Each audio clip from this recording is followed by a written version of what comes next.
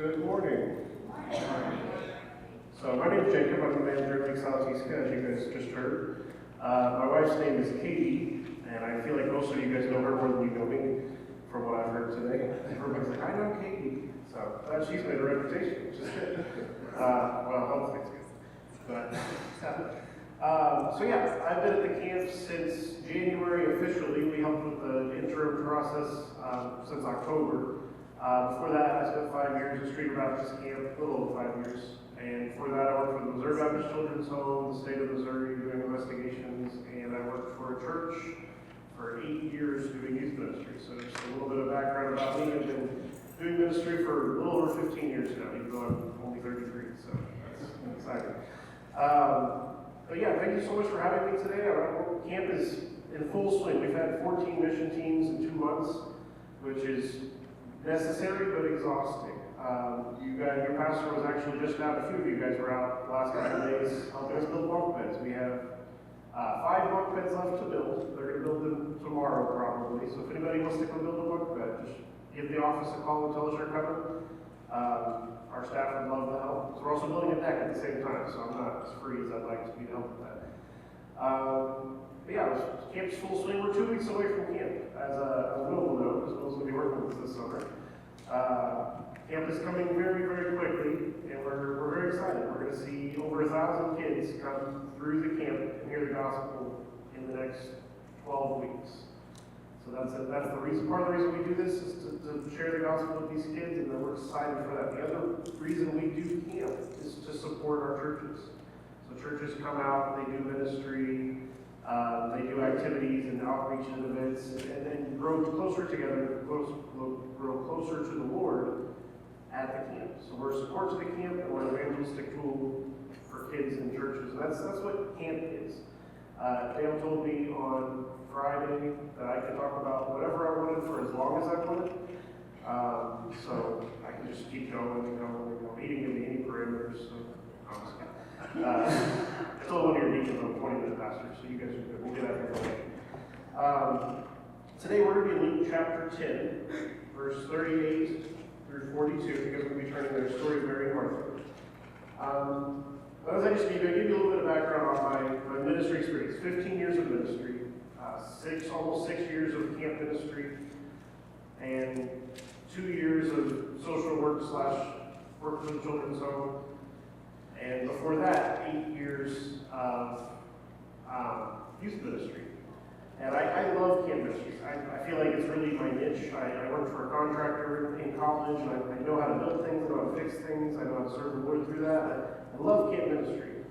But looking back at my past, I feel like youth ministry was probably the most fun, the most exciting, the most wonderful part of my ministry experience. Not that I don't love camp. I love it. I'll do it for as long as the Lord tells me to do it.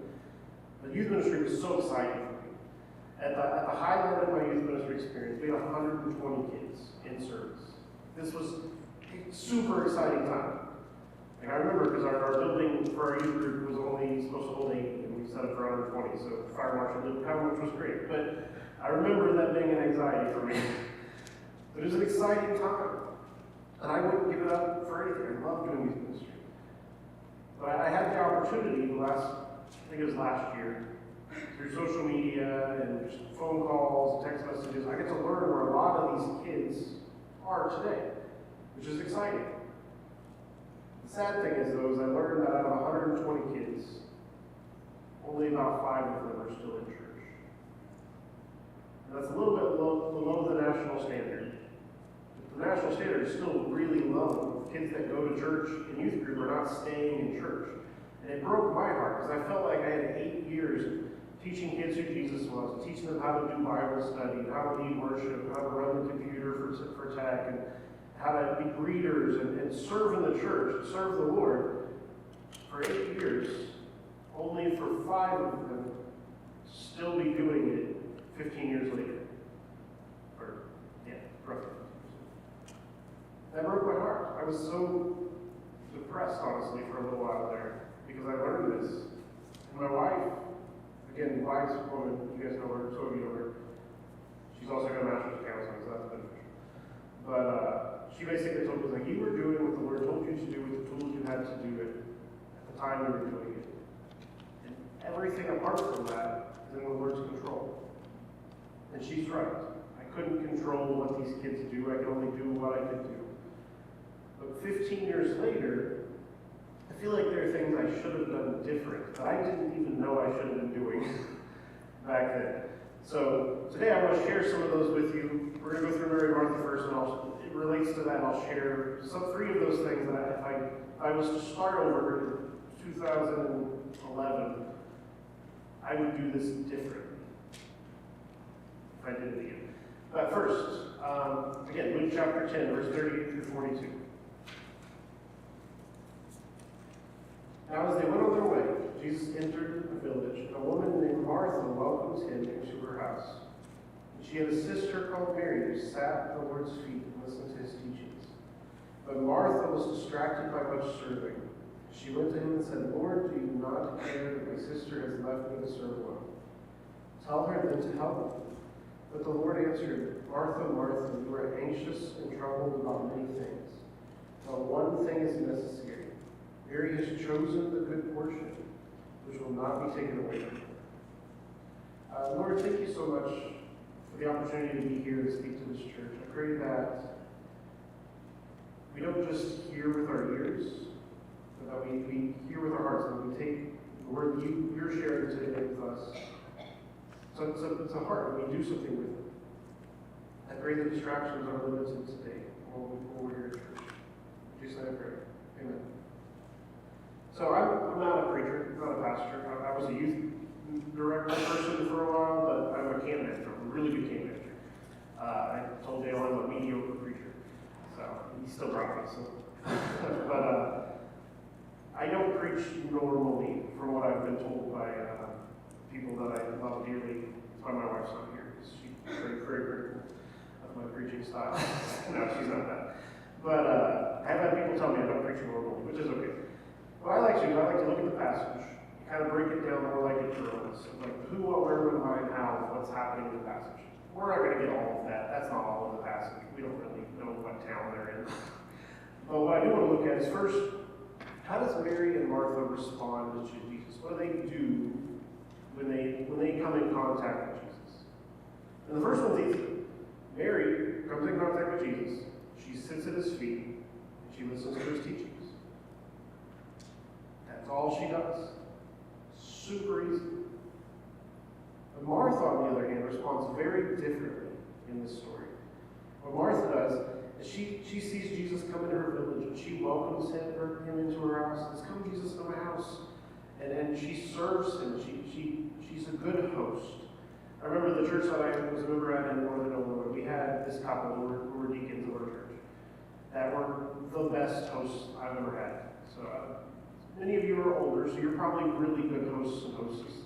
My generation, there's water in the sink and cups in the cabinet. Help yourself. When we serve you food, there's food on the counter. Here's a plate. Make your own. That's my generation. My wife's better at that than I am, but if I ever host you and we're doing a barbecue or something, you're an adult.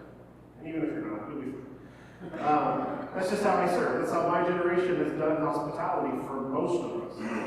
But this couple, we went to their house multiple times, and what they did is you would drive down the driveway, they'd see you come in, and they wouldn't be like, oh, people are here. They would be like, oh, great, we're so glad you're here. They'd go out on the porch, and they'd wave, and we're so happy you're here. And you'd come up on the porch, and they'd welcome you in. They'd take your coat, put it in the closet on the hanger. At my house, if you bring a coat, that's your responsibility. I don't have a closet for that, so you figure that one out. But they take your coat, and then the wife would take you, and she'd like, let me get you a drink, whatever you want. She'd have like this huge variety of drinks, like Cokes, Pepsis. I mean, you don't even drink soda. You bought this for us to come. And she'd get you a drink. And you'd sit down on the couch, and she'd talk with you while her husband prepared the meal, because he was the better cook of the two. They told me that. And he'd be preparing food, she'd chat with you, and he'd make sure your cup never ran dry. If your cup was like, let me get you another drink. I'm like, you don't have to, I can do it myself. She'd always do it. And dinner would be ready, and you'd go sit at the table, and they'd be like, here's what we're serving, and let us make you a plate. And they'd bring you a plate. I'm like, this is super weird. I was overwhelmed with the hospitality. They'd serve you food, and and you'd sit and chat and great conversation, and then your food would run out. You'd finish eating, and they'd be like, oh, you want some more? We'll get you some more. And they'd get up and take your plate, get you some more, and it was really good food. At the end of the day, they take your dishes, they wash the dishes. If you want to wash my dishes, please. But they wouldn't let you do that. They were so hospitable. And then when you left, they'd grab your coat, they'd walk you out to your car, and they'd wave at you while you drove down their half-mile driveway. And it's Northern Illinois, so for me, I would be like, it's cold up there. But they didn't do that. They always were very, very loving and kind. And that's how I feel in this passage. Martha is being to Jesus. She's going above and beyond. She's got to have the house the cleanest it's ever been. Jesus' cup's never going to run dry. He's going to have the best food. She's serving really well. She's being hospitable toward Jesus. And that's how these two sisters respond to Jesus. Mary sits at his feet, listens to his teaching, and Martha serves him well. Right? That's what they're doing here. So next we get to see how Martha reacts to the differences of the two sisters responding. And it's very blunt and basic. It says, but Martha was distracted by much serving. She went to him and said, that's Jesus, Lord, do you not care that my sister has left me to serve alone? Tell her then to help me. She gets upset. She says, I'm working extremely hard to serve you, Jesus, and you're just letting my sister sit here and do nothing? And this is a little bit cultural, because culturally at the time, they both would be serving. But also, I remember as a kid, I have 4 brothers and a sister, and we lived on a small farm, and we'd be out picking up sticks, and we'd be fixing a fence, all of us together, and my little brother Aaron, just directly beneath me, was the second oldest. He would just disappear about 20 minutes in, every single time. What the heck is going on? My dad went to track, there's 6 of us. Where he's lucky, there were still 4, he wasn't counting. My brother would be inside sipping tea with my mom, talking to her in the house. I'm like, Dad, what are you doing? And he would go get on it. My brother would get in trouble. I felt the way Martha felt in this. It's like, hey, do you not care that we're working hard? He's inside, chilling in the air conditioner. But I also think of this as a church thing. I remember when I was still a youth, before I really started doing youth ministry, I remember complaining to our youth pastor that, hey, why is it that the same 20 people do every single thing in this church? Our church had 400 members. So why is it the youth group leaders are the same 20 people that do the deacon ministry, the same 20 people that do the outreach ministry, the same 20 people that cook the meals on Wednesday? Why is it the same 20 people? There are 400 of us actively members of this church. What is going on there? I was frustrated. I brought it up to my youth pastor. I was frustrated. So I felt the way Martha felt. I'm sure many of you felt that way too. If you have siblings or you're part of a church for a long time, you felt this way. So I empathize with Martha.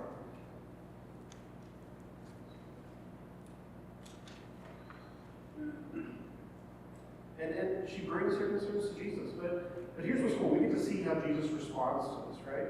This is all just in these little 5 verses.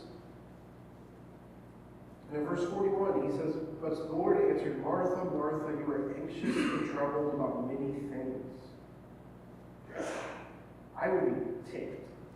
I would be so mad if I came to my dad and said, Dad, do you not care that Aaron is not helping us anymore? He's been gone for 20 minutes. And my dad said, you are worried about stuff that doesn't matter. I would be mad. I just would be. And I feel like Martha's probably a little annoyed. just from my feelings, I might be putting some emotions on Martha out there. But I would be so annoyed. I'd be so frustrated. I went to Jesus and said, do you not care that only 20 people in our entire church is serving? And he said, you're worried about something that doesn't matter. I was frustrated. But then he continues on. The one thing is necessary. Mary has chosen the good portion, which will not be taken away from her. In verse 42. Here's what Jesus does. First, he tells Martha that she's anxious about many things. He points out there's only one thing that truly matters. He tells her that Mary has chosen good. She's chosen the good portion. He tells her that what Mary has chosen will not be taken away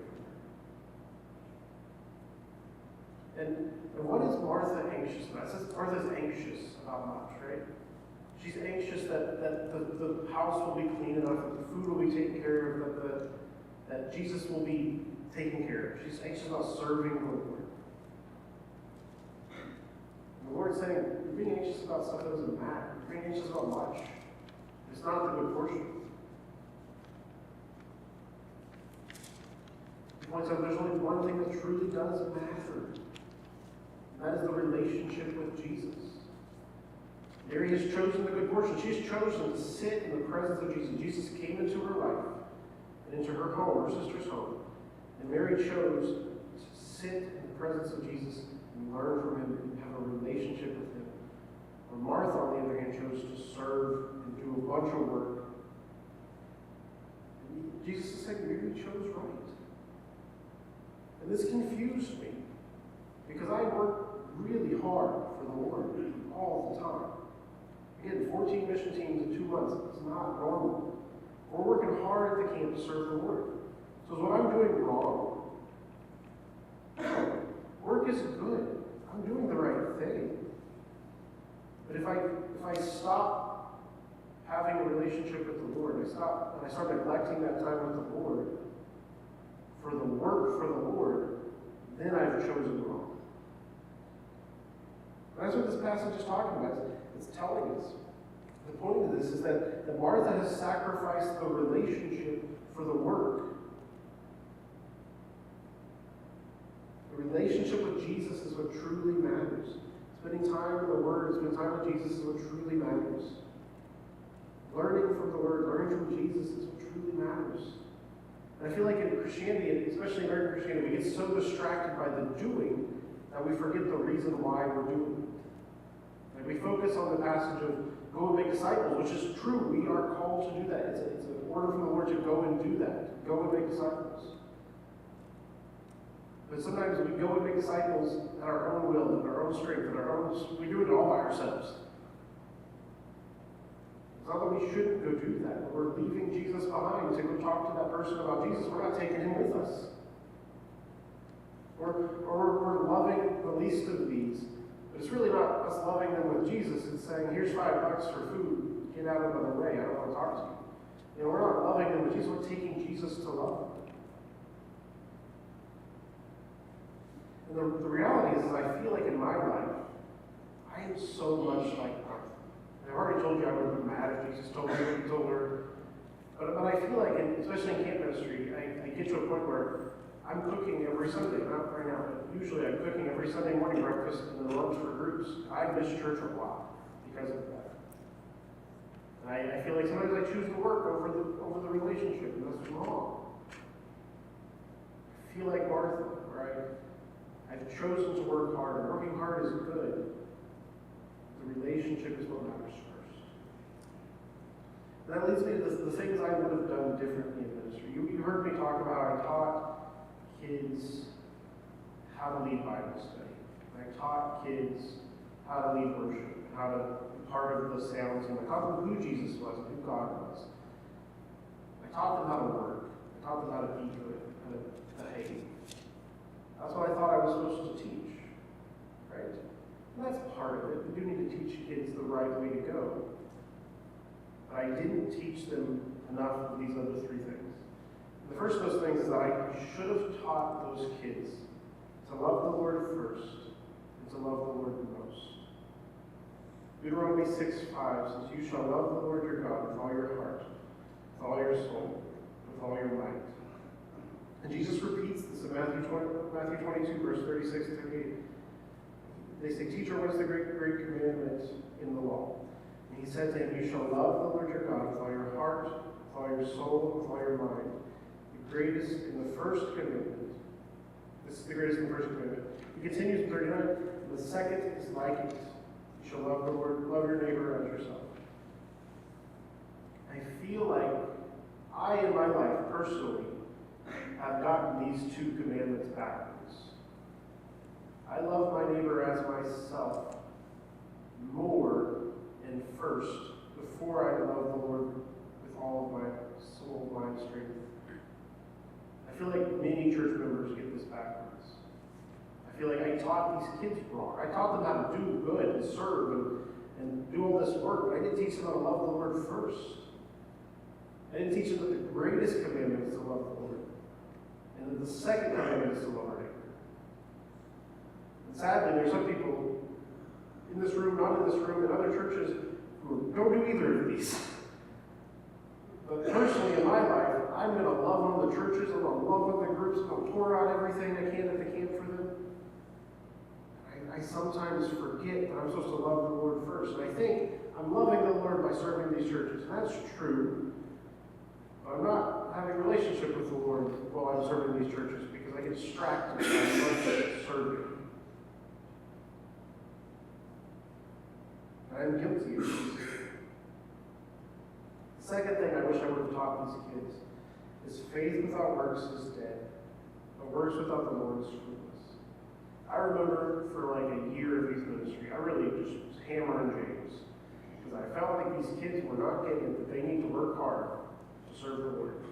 I remember it. It was like 20. I was stupid. I was hammering James. We need to love the Lord, right? We need to serve the Lord. If we truly believe in the Lord, we're going to serve Him, right? James 2:14 said, "What good is it, my brothers, if someone says they have faith but do not have works? Can faith save them? If a brother or sister is poorly clothed, lacking in daily food, when one of you says to them, 'Go in peace, be warmed and filled,' without giving them the things needed for their body, what good is that? So also faith by itself does not have works, is dead." That's what I hammered on for like a year of youth ministry. You kids need to know, if you truly love the Lord, if you're truly following the Lord, your faith will have works. And that's true. That is 100% true. If you truly believe that Jesus died on the cross and He's the only way to salvation, and without Jesus you're going to hell, that should push you to do works. You should say, "Hey neighbor, you need to know, I don't want you to go to hell. I truly believe this. I need to tell you. Hey, I want to do this activity. I want to help with this thing because I truly believe if people don't hear the gospel, they're going to hell." That faith, that true faith in the Lord should push us to do works, right? That's what James is saying here. If you truly believe this, that should push you to do something about it. But what I failed at was I didn't teach the kids John 15, verse 4 through 5, where it says, "To abide in me and I in you, as the branches cannot bear fruit by itself unless it abides in the vine. Neither can you unless you abide in me. I am the vine, you are the branches. Whoever abides in me and I in him, he it is that bears much fruit. For apart from me, you can do nothing." I taught your faith should have works, and that is right. But I didn't teach them to abide in Jesus while they worked. I didn't teach them to abide in Jesus, to have that relationship with Him as they went and shared the gospel, as they went and did these things. I wasn't wrong for teaching that if you truly do love the Lord, you should therefore go and tell other people about Jesus. You should go and make disciples because you don't want to see them perish. If you truly believe Jesus died on the cross for you, that should push you to works. But I failed horribly at teaching these kids to abide in the Lord. I failed at teaching them how to abide in the Lord. And I was 20, so it was a little bit of not being wise yet. But looking back, if I could go back to 2011, 2012, I would focus on this more.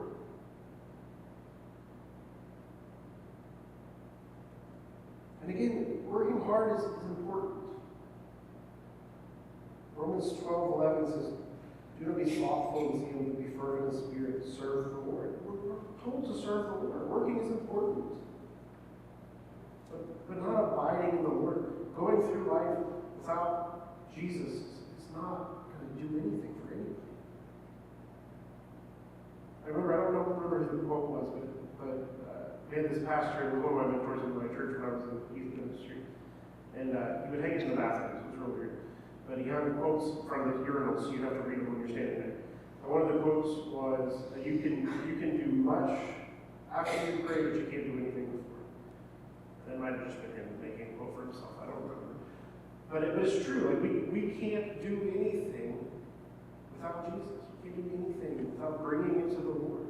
And we might feel like we're doing much. Like there are times in my life where I'm like, man, I am just doing so much work, but I did not take Jesus with me. Like when I was doing youth ministry sometimes, if I would have been better at inviting the Lord, I would have been teaching better to invite the Lord. The third thing that I wish I would have taught these kids is that control is not mine to have. And this is something I learned last year, so it's kind of an added on point. I like to have control. I think every camp manager in the country, I know a bunch of them, Southern Baptist camp managers, they're the most controlling people on the planet. They just are.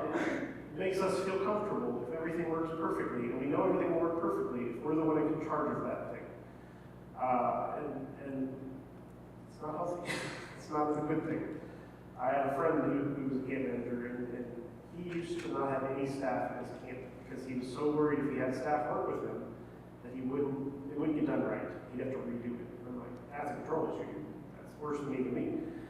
But I really like control. I like to be in charge. And that's wrong in a lot of ways. Like, sure, I have to be in control. I have to be in charge. I'm the manager of the camp. I'm Will's boss. If I tell Will to do something, I have to be in charge of that. Actually, Katie's your boss. No, I'm Katie's boss. But I'm in charge of these things. That's important. I was so bad at control. I had to have, I would have anxiety attacks if I didn't have enough control over things. Because it's going to fail if I don't have control over it. That last year, my whole life just got super turned upside down. It was crazy. The church that I was a member of, where I was actively serving at, pastor left. He'd been there the entire time I was at the camp, at the northern camp. He left. The only pastor I knew in Northern Illinois, he was my pastor. He left. They brought a new pastor. My wife has a master's from seminary, and I went to Bible college. And we were not on the search committee. That frustrated me so much. I thought it was like, how dare they? They don't rank young people. No, it's because I had a control issue. I told them not to put me on the thing. But I didn't have any control over who got to be the next pastor. That bothered me so much. And I tried so hard to get control, wherever I could. It was horrible. And then on top of that, Nate Adams announced he was retiring. The only boss I've had at IBSA was retiring. And they're going to bring a new boss. I don't get to pick who that is. That was annoying. If I could pick who I wanted, I would get somebody I think would do a good job, I could work for. That's not how it works. As many of you know, if you get a new boss, it's not your choice. If it is, you're probably the boss. Just be honest. But on top of that, Barack left Salatisca, and IBSA asked me to come to Salatisca. And I had a choice in that. I had no control over this camp. I had so much control over Street. I knew where everything was. I knew exactly what the state inspector was going to say when he showed up. I had his cell phone number. I knew every little detail about that camp. I had so much control of Streeter that it wasn't even funny. And I was coming to Salatisca where nothing is the same as Streeter. The septic systems are weird. The electricity is weird. Everything's just different. And I don't have control over it. I'm working towards it. I'm getting closer. But I had to make a choice to follow the Lord and do something uncomfortable and not have control over something for a little while. Because the Lord told me, hey, I think you're supposed to come here. And these things made me feel very much out of control. And Psalms 3, verse 5 says, trust in the Lord with all your heart. Do not lean on your own understanding. For in all your ways acknowledge him, and he will make straight your path. Be not wise in your own eyes. Fear the Lord, and turn away from evil. It is for the healing of the flesh and refreshment of the bones. I very much trusted my own knowledge a lot of times. And I wish I would have taught those youth what I learned last year. Was that the Lord is in control. And this is Katie teaching me. Again, my wife is very wise. She taught me that if the Lord is in control of stuff, and I let him be in control of things, and it messes up, it's okay. And that's hard. I want things to be perfect. I want this summer to go through and not have any issues, no medical reports, no accident reports. I want the state inspector to come and not even have an issue at all. They always have something. They like to give you something to fix. But that's what I want. But if I trust the Lord, if I give the Lord control over every aspect of the ministry, give the Lord control over every aspect of my life, give the Lord control over my marriage, over my daughter, over my family, and something goes wrong, it'll be okay. Because the Lord is still in control. But if I got to pick who my boss was, and I picked a loser because I thought they were great, that's my fault. If I got to pick who the pastor was at that church, and they were horrible, everybody would be blaming me, because it's my fault. But by letting the Lord have control over all these things, things go wrong, things will always go wrong. It will be okay, because the Lord is still in control, even through the hard times, even through the things that mess up, even through the brokenness and the struggle. That doesn't mean we stop working. I give the Lord control over my relationship with my wife. If I don't continuously keep working on that relationship with my wife, I'm a fool. That doesn't mean I don't trust the Lord to be in control. If I don't continuously work this out, He's good. Even though I give Him control over this position, or control over the camp, I don't continuously work with Him. But I do trust Him. He does have control. And we saw that through staffing this week. Streeter Baptist Camp hires 3 staff people. Salatiska hires 12. And I thought, there's no way. If we had a hard time finding 3 staff at Streeter, there's no way we're going to find 12. I was so sad about it. My wife and I sat down and we prayed and said, Lord, we're going to Salatiska because you told us to go there. Please provide the help, because we can't do this by ourselves. And before we got there, the Lord had brought 2 people into our lives to start working with the camp. And in January, Katie came here, and to your women's First Ladies thing, that's what it's called. And Will came into our lives. And Ellie, who I think also comes to the church sometimes, joined our team through that. And then, like 4 other kids, we didn't know how we didn't advertise that we were hiring people until March. And we had 8 people on our staff before we started advertising that we needed staff. The Lord provided so much through that because we gave Him control. If I would have struggled, like I'm going to go to visit every college and visit everything to do what I need to do to find staff, I might have had some.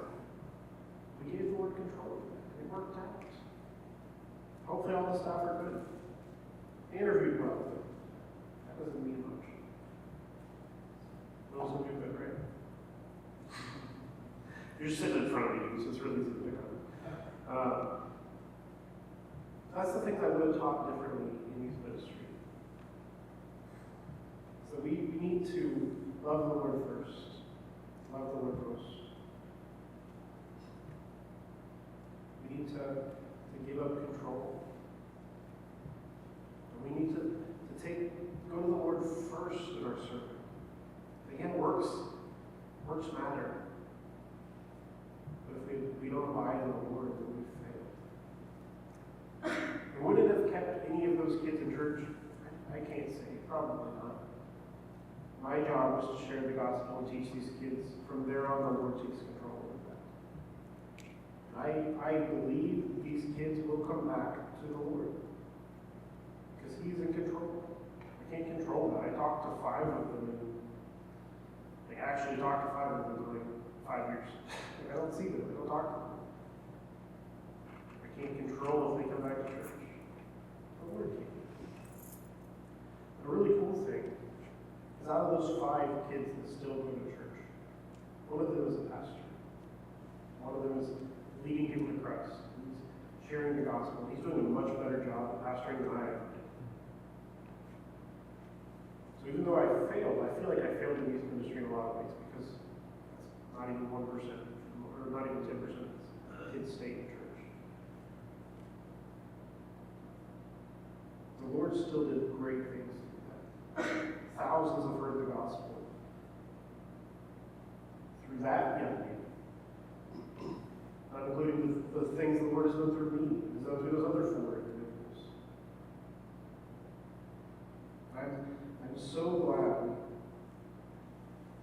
done what the Lord told me to do in the time He told me to do it, and to trust Him with the results. Even though I don't feel like the results are where I want them to be. I was sad.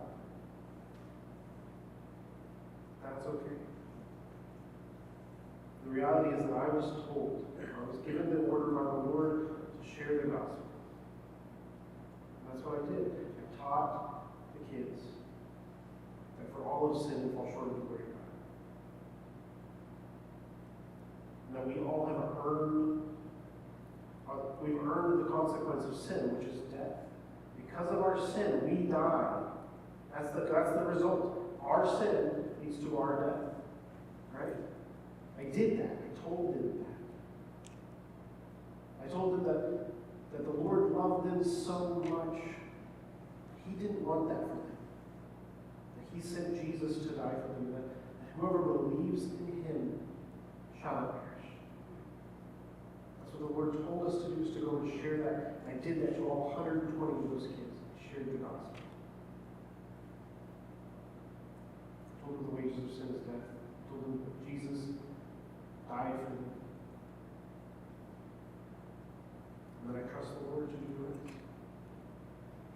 And I will continue to trust the Lord. Just like I trust the Lord to do that for you. If you do not know Jesus today, He loves you, died for you. All you have to do is believe, confess, and repent. I'm going to close this in prayer.